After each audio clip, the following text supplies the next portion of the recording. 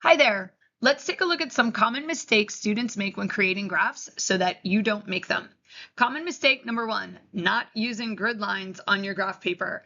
Make sure that if you are given graph paper that you are using the grid lines as a guide to keep your tick marks evenly spaced so that your graph is not distorted.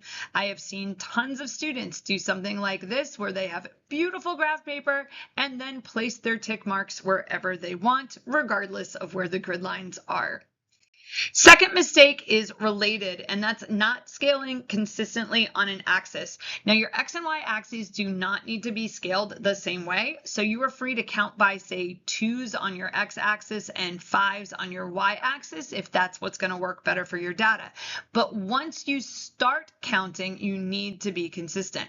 A common mistake that I'll see is students starting with the number 1 and then jumping to whatever they're going to count by and then going from there. But if you look closely at this, the first tick mark represents 1 unit, the second tick mark represents 4 units, and then there are 5 from that point on.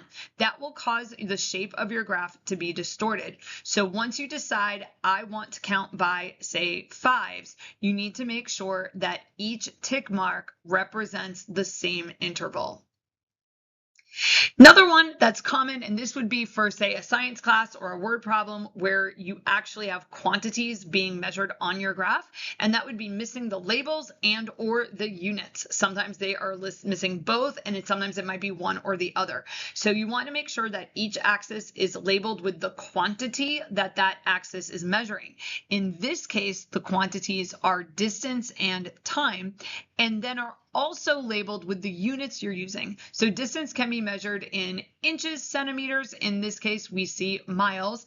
Time could be measured in seconds, minutes, but in this case, measured in hours. And you want to have both labels on each axis unless your teacher tells you specifically otherwise. Last one is a little bit dicey because there are times when you do want to connect the dots, but a lot of students will automatically assume that if they have a bunch of dots that they are supposed to connect them. In this case, you might see, well, it looks sort of like a line. And what you don't want to do is start to connect them with different little line segments.